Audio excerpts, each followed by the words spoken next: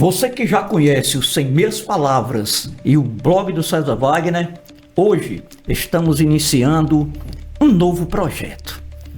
É o Na Frente de Combate, um espaço independente para discutirmos política, segurança pública, justiça e trazer o que precisa ser clareado, com independência, com destemor e, acima de tudo, com compromisso com você. E hoje, para estrear este programa, nós temos o prazer de receber aqui na bancada a doutora Mayra Pinheiro. Quem não conhece?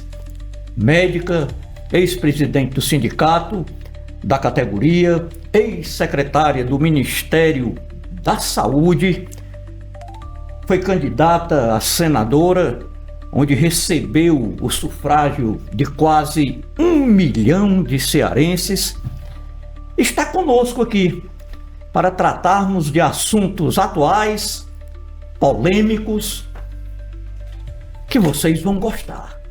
Mayra, seja muito bem-vinda, é um prazer muito grande na estreia do Na Frente de Combate. César, é uma honra para mim ser a primeira convidada. Esse programa marca o início de uma nova jornada sua, né? Você já vem de uma caminhada vitoriosa, trazendo informação de qualidade, não só para Fortaleza, mas hoje você é ouvido em todo o Ceará e fora do Ceará. É uma honra quando eu encontro com as pessoas nas ruas, nos dias que eu participo do seu programa, e as pessoas conseguem ver que são dois combatentes da verdade. Então, uma honra estar aqui hoje, ser a primeira convidada nessa estreia dessa nova jornada. E você viu que a escolha do nome do projeto representa ipsiliter, aquilo que a gente acredita, né, Mayra? Você sempre foi uma pessoa de estar na frente de qualquer combate, com coragem, com destemor, e a gente precisa cada dia mais levar esse espírito ao povo brasileiro, porque ele precisa de bons referenciais, porque nós estamos muito carentes desses bons referenciais, e você, sem sombra de dúvida, é um deles. Mas, Mayra, nós vamos começar falando um pouco, você como médica e como uma pessoa que tem uma observadora do cenário nacional e internacional, dessa catástrofe que aconteceu na Venezuela, onde nos últimos números, infelizmente, né, parciais, já são mais de 1.000 mortos e milhares de feridos. Claro que a mãe natureza, ela é incontrolável. Mas eu queria saber de você, Mayra, com essa sua visão de médica, é como uma catástrofe dessa em um país subdesenvolvido, onde o povo foi subjugado por muito tempo e ainda continua por uma ditadura, um país socialista, como essa vertente do problema da catástrofe agrava este quadro que nós temos hoje, né? Onde milhares de vidas estão sendo perdidas. Tá. César, a Venezuela é um país rico potencialmente, um país que exporta petróleo para o mundo, mas infelizmente é um país destruído por um regime socialista tirânico que oprimiu, perseguiu e deixou na miséria a maior parte da população. O que acontece quando uma catástrofe natural chega a um país destruído já, com a economia destruída, com a questão sanitária vulnerável, a saúde ruim, segurança pública ruim na Venezuela, é o caos. Eu costumo dizer que hoje eu compararia a Venezuela com o que aconteceu no Brasil na época da pandemia em Manaus. Você tinha a crônica da morte anunciada, um sistema de saúde extremamente vulnerável, ruim, sem leitos de hospitais, sem saúde pública de qualidade. Quando chega um vírus subitamente com poder letal, como tinha o vírus da Covid, ele mata boa parte da população. Estima-se que deve haver cerca de 15 mil mortos na Venezuela. Isso é uma tragédia humanitária. Mas eu fico perguntando, para onde estão indo as pessoas que estão sendo resgatadas com vida, os grandes feridos, os politraumatizados, uma vez que o sistema de saúde da Venezuela não funciona. Nós temos contato, César, com instituições de saúde. Aqui no Brasil nós temos o Conselho Federal de Medicina. Na Venezuela não chama Conselho Federal, é uma Associação Nacional de Médicos, e eu tenho amigos que presidiam essa associação durante a ditadura do Maduro, do Hugo Chávez, e o que eles contam é que nos hospitais, só para se ter uma ideia, e isso a ONU nunca fez nada, e a OMS para mudar, porque é uma tragédia humanitária que precisa ter responsáveis. Os doentes crônicos hoje na Venezuela, que tem tuberculose, que tem AIDS, que tem doenças tratáveis. Hoje quem tem AIDS e toma o coquetel antirretroviral, vive normalmente, trabalha, está inserido, né, na sociedade. Quem tem outras doenças graves, como câncer, é tratado. Quem tem tuberculose é tratado no Brasil, na Venezuela não. Hoje o governo, pela falta de recursos, pela escassez de recursos para a saúde, deixa morrer num leito de hospital todos esses doentes crônicos. Não fornece tratamento para AIDS, não fornece tratamento para tuberculose, e muitos dos doentes com câncer também não são tratados. São considerados para pacientes de cuidados terminais e não é dado a eles a possibilidade de tratar suas doenças. Agora imagine se no período normal da Venezuela é assim, quando acontece uma catástrofe, como essas pessoas estão sendo atendidas nos poucos hospitais que funcionam com alguma qualidade mínima na Venezuela. Tudo é potencializado, né, Mayra? Exatamente, esse vai ser o maior problema. São aquelas pessoas que vão ser socorridas e não vão ser salvas, porque simplesmente o sistema de saúde da Venezuela faliu, e faz tempo. E isso acaba criando, né, uma massa de desassistidos que, quando é atingido, como você bem colocou, por uma catástrofe, e aí você vê, como você também colocou, um país que deveria ser rico, ter um padrão Sim. bom de vida, né, dos seus cidadãos, o que é que acontece? A corrupção desenfreada, Sim. né? Ceifando vidas também aos milhares. Vidas anônimas que não têm tanta divulgação internacional. São número, né? São números. São números em virtude, né? A catástrofe, a humanidade imediatamente, logicamente, coloca seus olhos Sim. quando tem um terremoto dessa magnitude. Mas, paralelo a isso, a corrupção, a falta de estrutura, né? O socialismo implantado, massacrando o seu povo, também, infelizmente, já fez milhares de vítimas. Em várias partes do mundo. César, você me perguntou um dado interessante de que a natureza é incontrolável quando tem as suas intempéries, quando tem as suas ações. Mas você já imaginou um terremoto de 7 graus, 7,5 de magnitude no Japão? O país é projetado para passar por grandes catástrofes sem causar danos. Minimiza, né? Um terremoto desse no Japão acontece com relativa frequência nas ilhas japonesas. E você tem pouquíssimos mortos e pouquíssimos danos, porque quando existe gestão eficiente, quando existe preocupação com vidas humanas, quando existe estabilidade econômica, os danos da natureza são minimizados. O Japão reconstrói, constrói pontes que são extremamente seguras diante de tremores de terra. A Venezuela, quase todo o centro da cidade, da capital, foi destruído. Então, assim, são prédios construídos com um sistema precário, sem sem segurança. Então, antigos, é lamentável, é o reflexo maior de um país dominado por um regime socialista e comunista, onde alguns ricos se beneficiam, vivem na opulência, e os mais pobres vão ser sempre desfavorecidos, sobretudo quando acontece alguma tragédia. Sem dúvida. E a senhora também costuma afirmar que o socialismo destrói instituições antes mesmo da economia. Eu queria que você explicasse melhor isso aí. Isso a gente vê no mundo inteiro, onde o socialismo impera. É só pegar como modelo a América Latina. Você tem países, todos eles culturalmente ricos, ricos economicamente, alguns com ouro, outros com petróleo, e são quase todos seguindo a mesma linha, destruídos.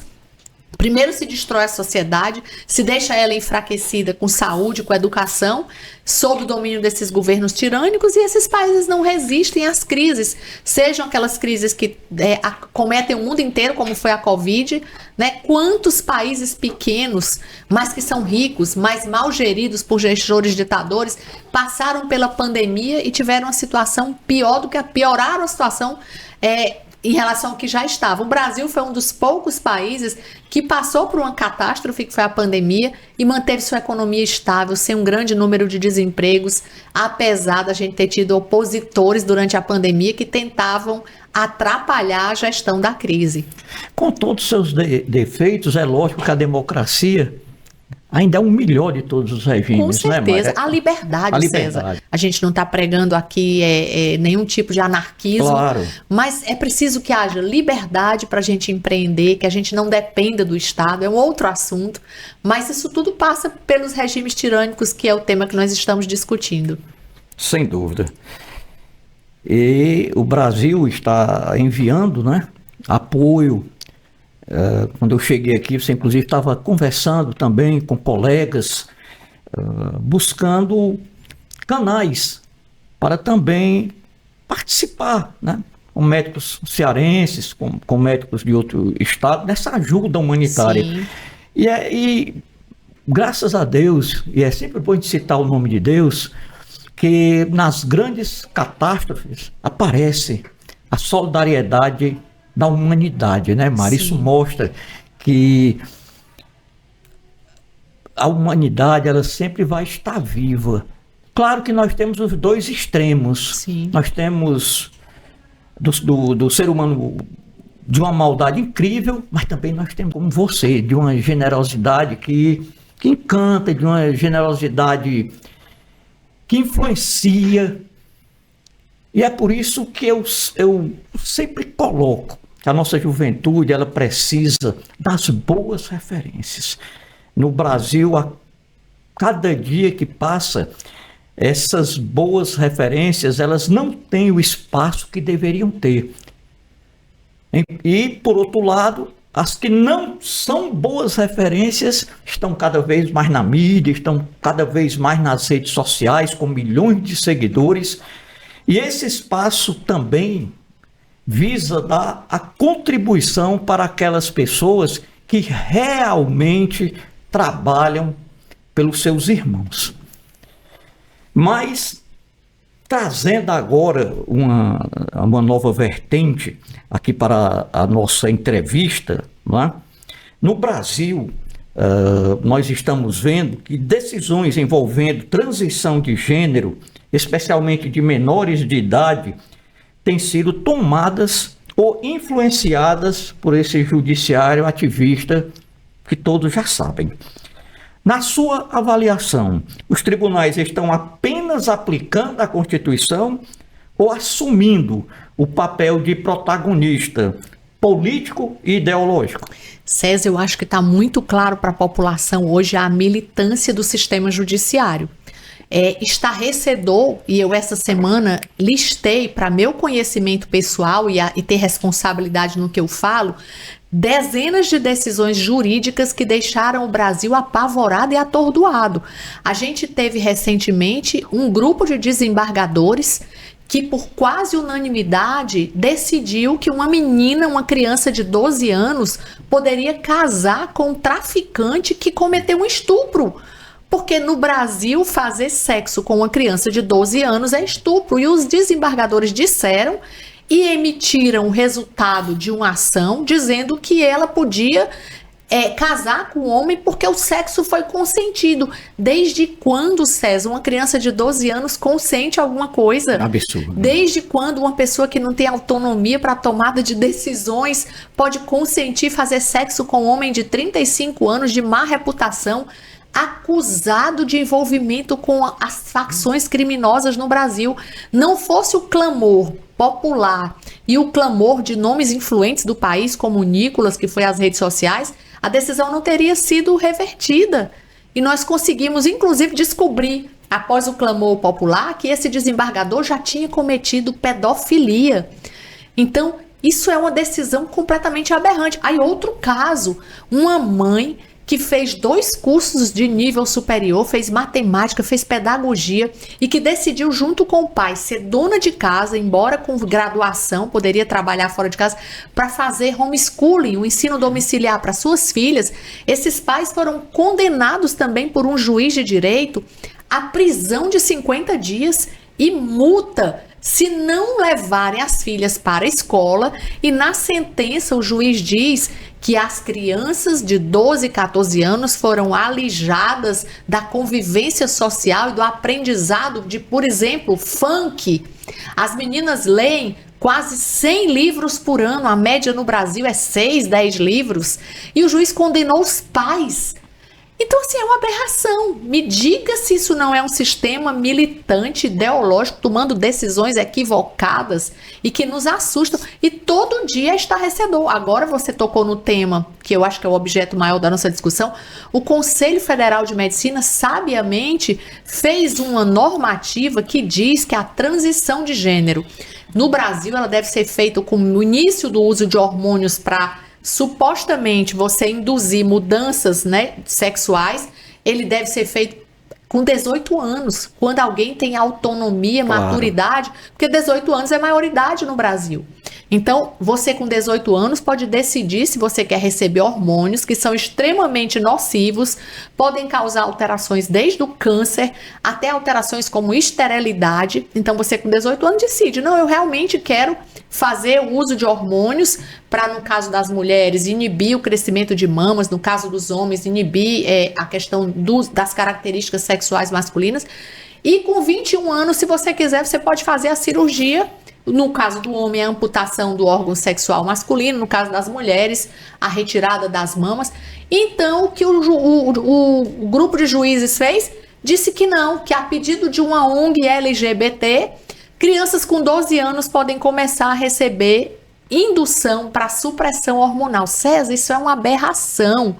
Uma criança com 12 anos, ela não tem capacidade de escolher se ela vai sair com a roupa rosa ou azul, se ela vai dormir e comer isso aqui ou aquilo ali. Ela não tem capacidade de tomada de decisão. A gente tem no cérebro da gente, a gente tem um lobo chamado pré-frontal, que só acaba sua formação aos 21 anos de idade. Por isso que a maioridade, baseada na ciência, vem nessa idade, quando eu tenho maturidade emocional, cerebral, para tomada de decisões. Então, assim, nós estamos hoje submissos a uma justiça completamente militante do ponto de vista ideológico, seguindo uma cartilha da esquerda, que é aberrante, que coloca droga como normalidade, ideologia de gênero como normalidade, aborto, que é o assassinato de inocentes, como a normalidade. Então, não resta dúvida para mim, eu acho que para boa parte da sociedade que conserva sua lucidez, de que a gente tem hoje uma justiça que nos envergonha por militar numa cartilha ideológica.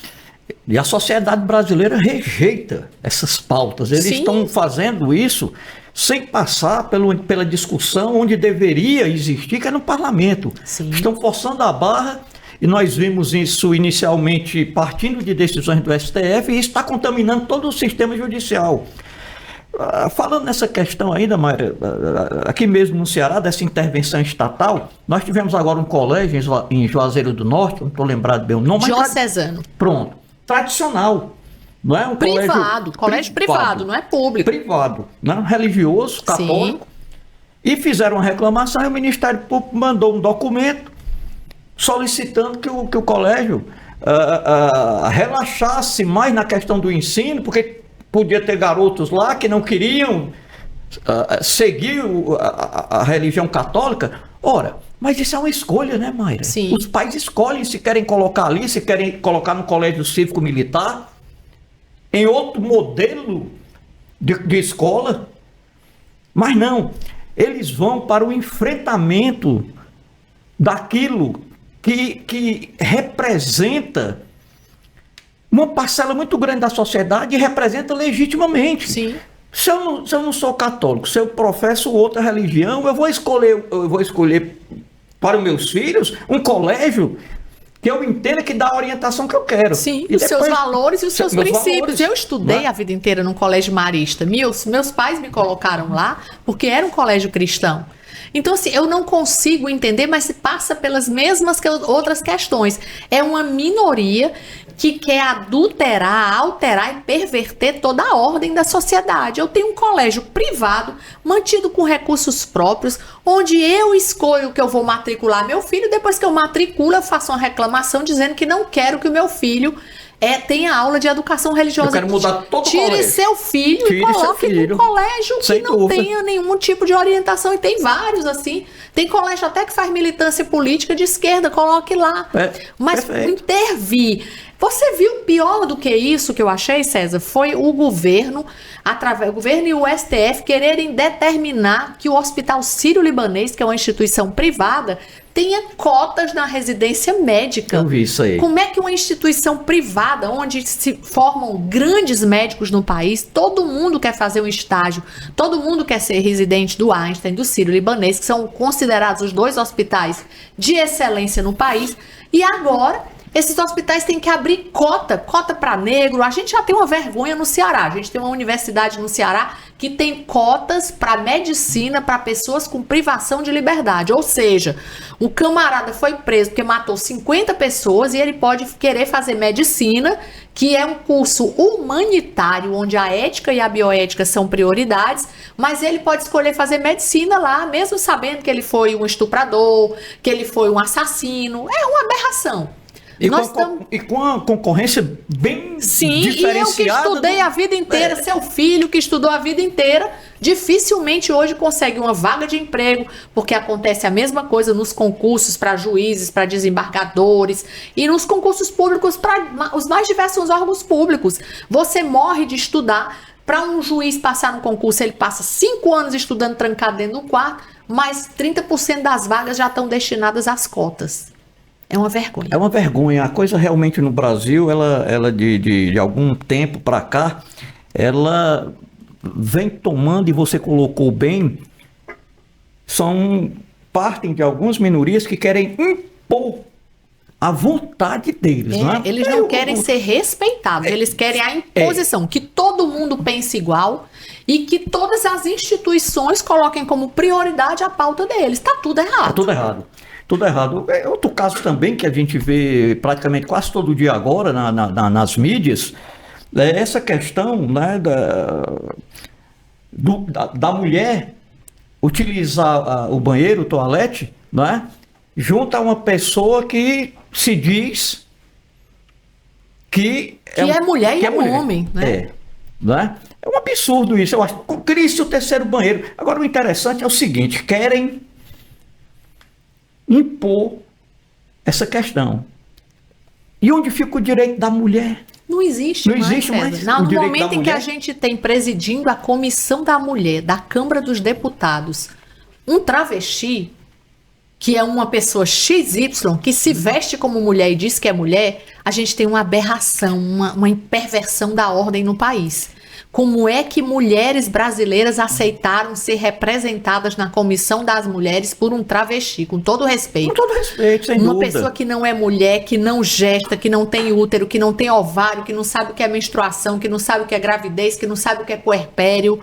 Como é que essa pessoa vai defender direito das mulheres se ela nunca vai experimentar nenhuma das sensações, nenhuma das mudanças corpóreas que ser mulher nos garante? E é a imposição da minoria sobre a maioria. Claro que a minoria tem todo direito a ter seu espaço. Agora, é muito bom, eu só quero respeito, mas eu não respeito ninguém. César, eu aprendi quando eu era bem pequena na minha casa, que era assim: vamos fazer uma votação. O que a maioria decidir vira consenso e todo mundo aceita. Hoje é o contrário. A maioria pode decidir que a minoria vai lá e ganha o apoio do STF, ganha o apoio dos tribunais e diz assim: não, quem vai mandar é essa minoria. Então, assim, o Brasil tá de ponta cabeça. Muito. Mayra, ainda falando dessa questão de menores, né? Nós vimos a sua explicação científica com relação à questão ligada à saúde, não é? Mas agora eu queria ouvir tua opinião, passando para a questão da violência, do debate nacional que diz respeito à minoridade penal. Essa PEC que está aí, ela é de 1993, né? A imprensa militante do Brasil, toda vida que esse assunto vem à baila, ela coloca que é feito de afogadilho. Ora, isso vem sendo discutido desde 1993, né? Reduzir a minoridade penal de 18 para 16 anos. Eu queria ouvir tua opinião sobre isso e também sobre a questão de que um garoto de 17 anos hoje é o mesmo do garoto de 17 anos há 20 anos atrás, Mayra? Não, César, durante muito tempo essa questão me afligiu, até porque eu sou pediatra e eu fui muito cobrada a dar uma posição como pediatra que deve proteger crianças e adolescentes.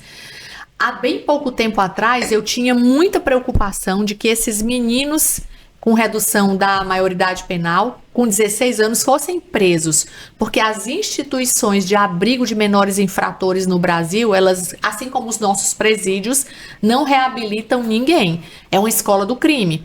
Você coloca lá um menino de 16 anos que matou 2 pessoas, o outro que roubou, o outro que matou o pai, o outro que matou a mãe, e de fato elas são terríveis. E eu entrei nessas instituições, eu atendi crianças abrigadas, algumas delas estarrecedor, são sedadas, passa um psiquiatra e ele faz sedação porque eles são altamente agressivos. Então assim, é um local aterrorizante. Mas hoje eu já não penso da mesma forma. Eu penso que a gente precisa melhorar o nosso sistema penitenciário, tanto de adultos quanto de adolescentes, mas nós não podemos mais passar a mão na cabeça desses meninos de 16 anos, porque hoje as facções, o tráfico, utiliza exército desses meninos para cometer crimes. E eles são inimputáveis porque eles são menores. E eles matam pessoas nas ruas e eles afrontam a polícia militar dizendo: nós não vamos ser presos, você não pode fazer nada com a gente porque nós somos de menor. No entanto, a gente está num Brasil onde o STF, onde o presidente da República e onde os deputados e senadores esquerdistas dizem que uma pessoa com 12 anos de idade pode fazer transição de gênero. Então, como é que eu torno responsável alguém para fazer uma mutilação definitiva no seu corpo com 12 anos de idade e essa pessoa não tem maturidade com 16 de responder pelos seus crimes? Como é que um desembargador diz e emite uma sentença dizendo que uma menina de 12 anos de idade pode casar porque ela consentiu fazer sexo e ela, se cometer um crime, não pode ser responsável? Tem maturidade para tomar uma decisão e não tem para outra? Então hoje eu não tenho mais nenhum receio de dizer que eu sou favorável que meninos e meninas de 16 anos, assim como já acontece em outros países, respondam pelos seus crimes. Eu sou contra a pena de morte. Nos Estados Unidos, menores dessa idade, se cometerem crimes, a gente teve um fuzilamento recente para um desses jovens, que matou o pai e a mãe lá. E não são todos punidos, os crimes, né, Mayra? Não são punidos. Não se está pregando aqui a generalização de crimes. Aí tem a tipificação, você conhece, exatamente, né, você conhece melhor do que eu. Graves que ele tem que responder como se maior fosse. E eu também concordo com isso. Eu quero um presidente como o Bukele, que construa um presídio para 40 mil pessoas em condições, disciplina, que coloque todos os presos para trabalhar, para a sociedade ter que sustentar quem causou um dano à sociedade. É extremamente importante que o mundo inteiro copie o modelo hoje que vem sendo feito pelo Bukele. Sem dúvida, né? Sem dúvida. Nós derivamos para alguns assuntos, mas eu agora, antes de entrar na questão política, nós vamos tratar ainda dessa questão, Mayra, que envolve a América Latina. Não é? Nós estamos vendo que a direita ela tem ocupado um espaço muito grande. Eu te pergunto, você acha que nós estamos diante de uma guinada consistente da direita? Ou esse movimento ainda pode ser revertido? Não. Eu acho que não existe reversão. A guinada, ela existiu. A gente olha hoje o mapa da América Latina, vê o Brasil vermelho no meio de uma lista de países em azul, né? Que é o diferencial, são os países que acabaram de eleger presidente de direita. Mas quando a gente olha, César, aí eu não estou falando como uma apaixonada que sou pelo movimento conservador e como uma pessoa de direita, eu não estou falando sobre a vertente ideológica. As vitórias desses presidentes recém-eleitos, ela foi muito pequena. Agora, a diferença de votos no Peru foi de 0,2% de votos. Então, a gente não pode falar que isso foi uma guinada. O que eu percebo é que a América Latina cansou dos regimes totalitários. Assim como o Brasil está cansado do Lula. É muito mais um cansaço, uma fadiga crônica de ver a corrupção triunfar, de ver o desmando, de ver as questões administrativas, sabe, você vê roubo mesmo. A gente tá vivendo no Brasil um escândalo que tem dentro de um banqueiro compra de pessoas do judiciário, compra de pessoas do legislativo, compra de pessoas do executivo. O presidente da República está envolvido num escândalo de corrupção do Banco Master. Então as pessoas estão cansadas disso. É muito menos, para mim, ideológico e muito mais uma necessidade das pessoas se libertarem do que é vergonhoso, do que oprime, do que é condenável, que é a corrupção, o nepotismo, de você ver 4, 5 ministros do governo Lula nomeando mulheres para o Tribunal de Contas dos seus estados, ganhando um emprego vitalício. Entendeu? Então, assim, a população está cansada disso. Eu temo é que a gente, de tanto cansaço e de tanto ver a inação da justiça ou a ação errada da justiça favorecendo a criminalidade, a população comece a fazer justiça com as próprias mãos. Que é o que já vem acontecendo em alguns redutos, né, do Brasil. Isso é preocupante. Né? Mas eu acho que hoje é muito mais um cansaço do que se está vivendo na América Latina do que uma mudança. Eu ainda não vislumbro uma real mudança ideológica. Mara, agora vamos à política. Partido que você milita, o PL, né, é, sem sombra de dúvida, hoje o principal partido de oposição ao PT no Ceará. Na sua avaliação, é importante construir uma aliança mais ampla com outras forças da oposição? Sem dúvida nenhuma, César. Para a gente hoje conseguir vencer o PT, isso vale para o Ceará e vale para qualquer parte do Brasil. A gente tem que ser sensato. Hoje nós temos um inimigo comum, que se chama PT. E as pessoas costumam assim, Mayra, mas o inimigo não é a esquerda. Só que o PT hoje é o representante mais forte da esquerda brasileira. E esse partido, ele traz uma afronta a tudo que é valor, a tudo que é princípio. Não estou mais falando só de corrupção, estou falando de valores de um país que é cristão, por exemplo. É um partido que, quando entrou no governo, quando o Lula voltou, uma das primeiras medidas da ministra do Lula foi reverter, cancelar todas as portarias que protegiam a vida, que nós havíamos construído protegendo a vida desde a concepção. É um governo que dizia claramente que ia favorecer as políticas públicas de abortamento.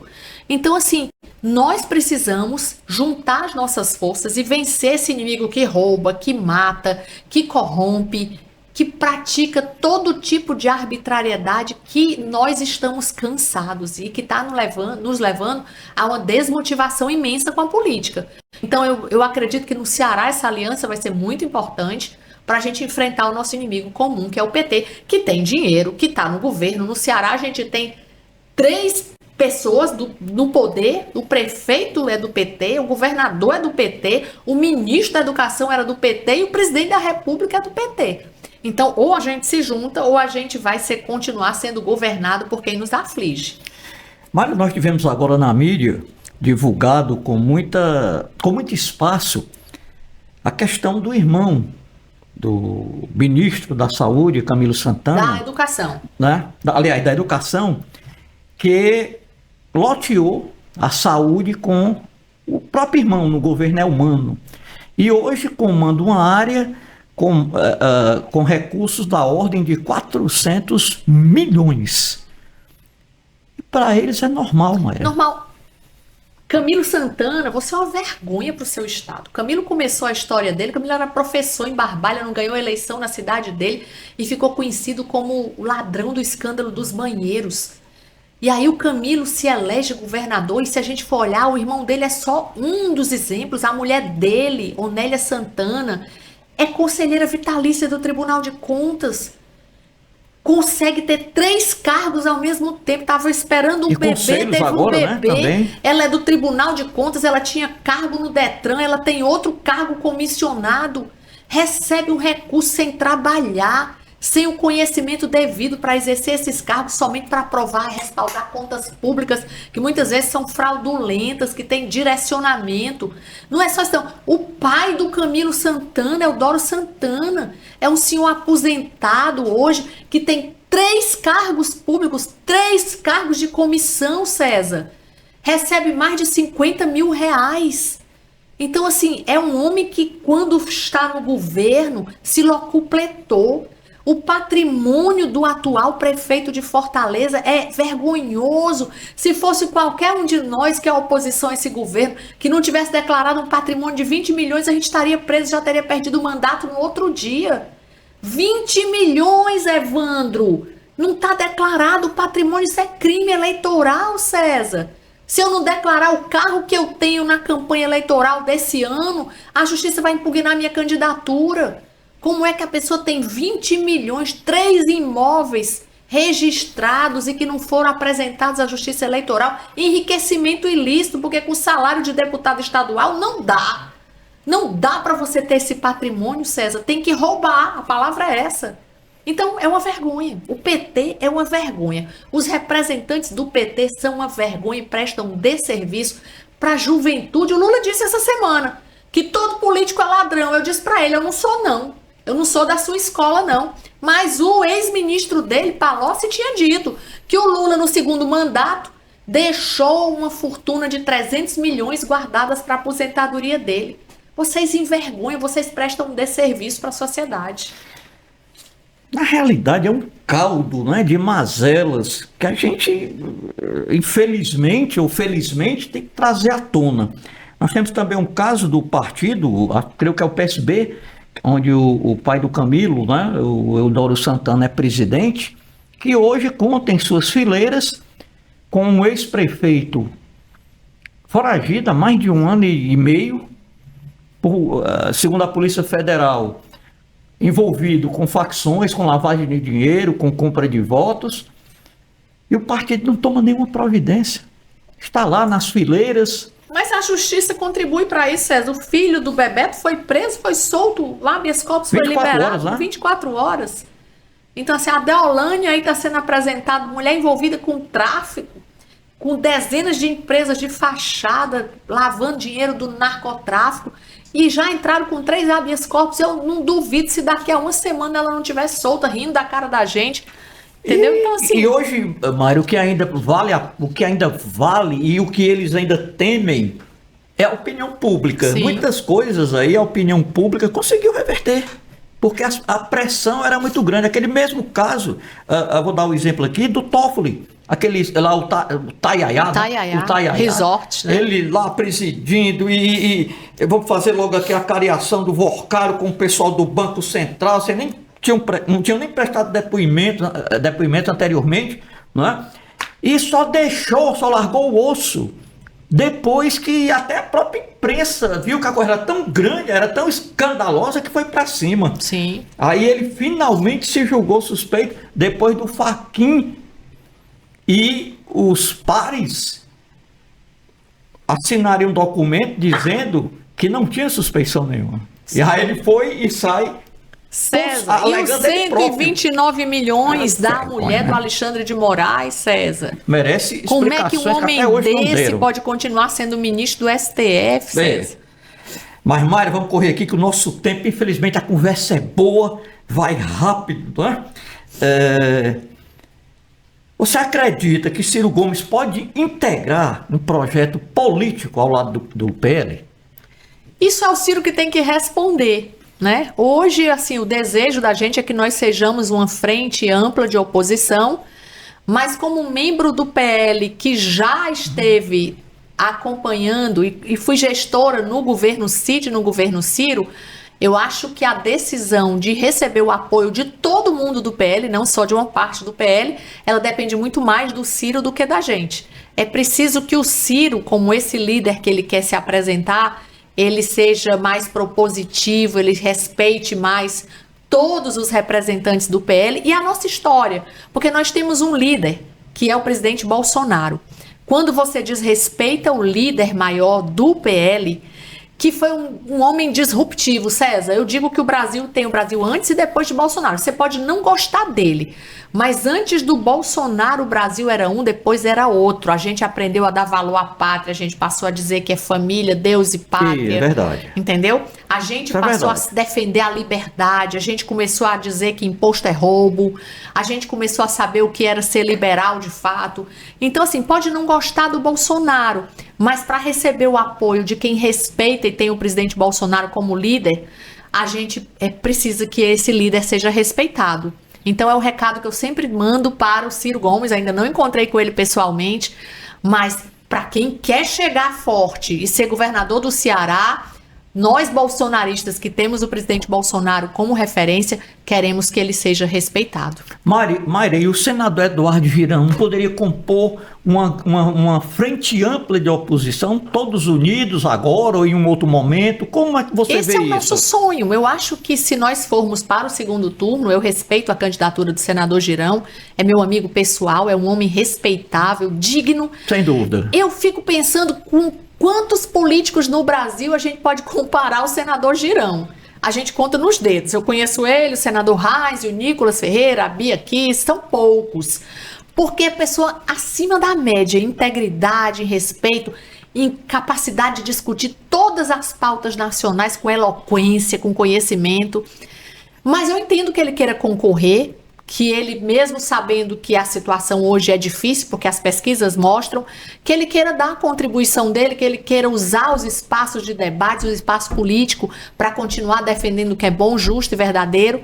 E eu não acho que o senador, na hora que precisar fazer uma coalizão para apoiar um nome que enfrente o PT, que ele vá se negar a fazer isso, não. Ele é um homem íntegro e acho que se houver segundo turno no Ceará, nós estaremos todos juntos com o apoio dele. O Ceará vive um cenário de violência crescente. Você acha que a oposição tem colocado nessa questão alternativas viáveis para trazer mais paz para o povo cearense?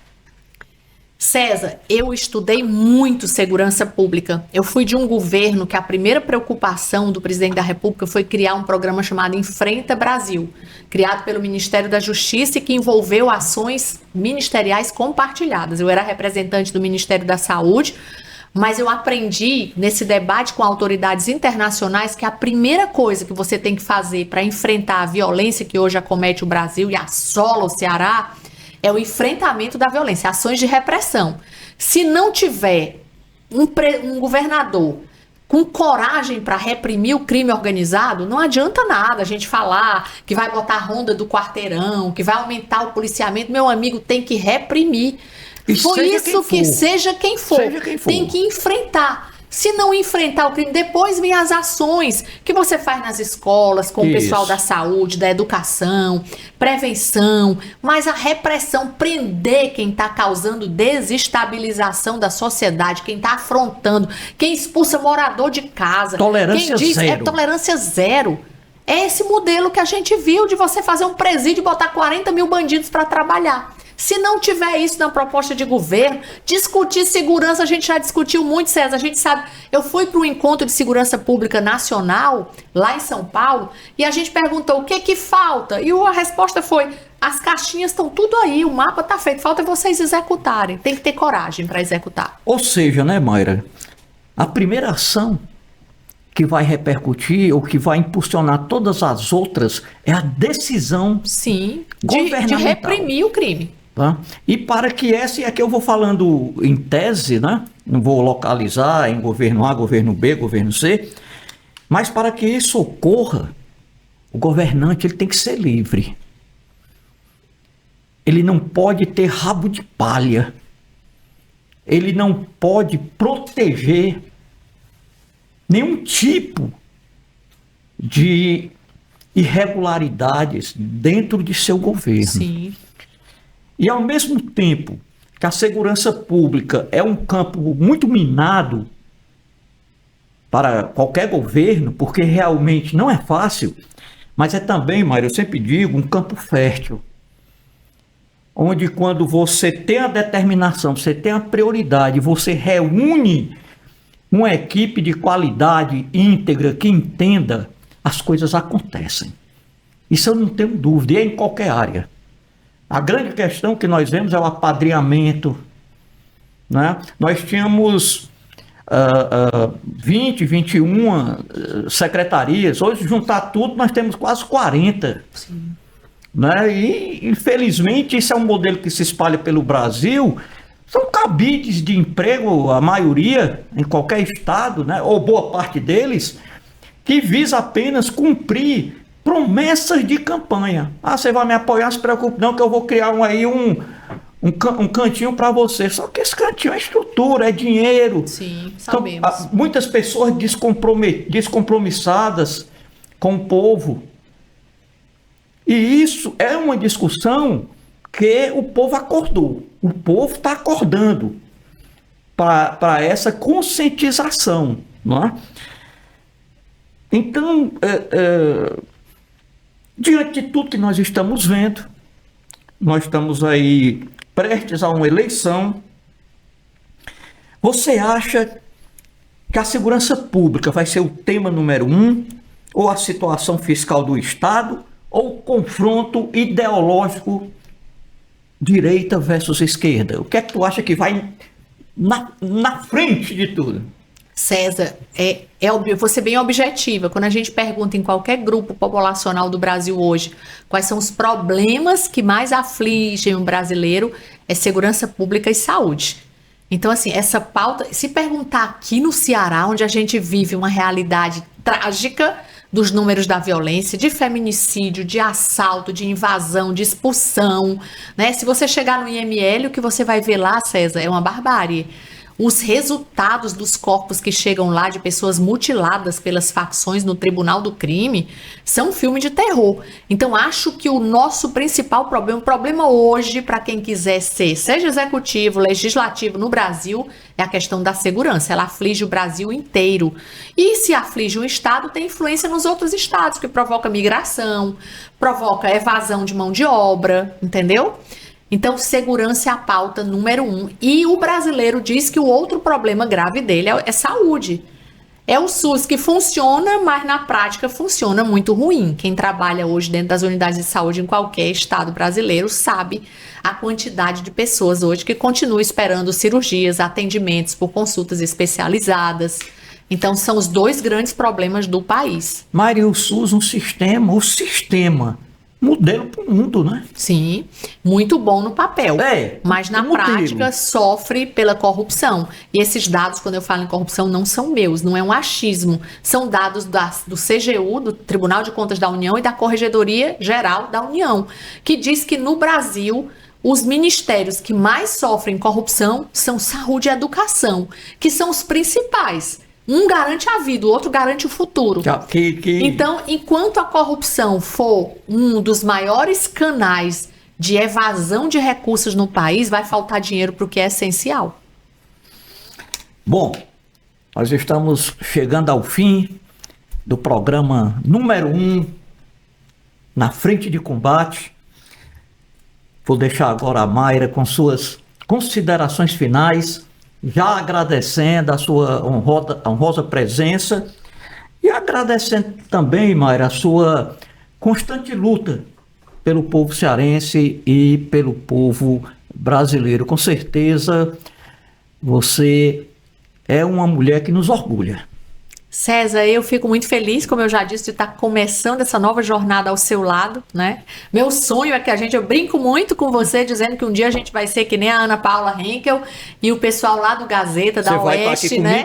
Vamos estar na bancada e eu vou ter o meu dia de não ser médica e ser repórter por um dia, ser jornalista por um dia, né? Então, muito feliz de estar aqui. Nós estamos fazendo o nosso papel, ser luz do mundo, ser sal da terra, discutindo com muita responsabilidade, com respeito, mas dizendo a verdade que precisa ser dita, porque a gente precisa, antes de tudo, de coragem. Sem dúvida. Bom, meus amigos, minhas amigas, chegamos ao fim do programa número 1, Na Frente de Combate. Esperamos vocês no próximo. Muito obrigado. Beijo.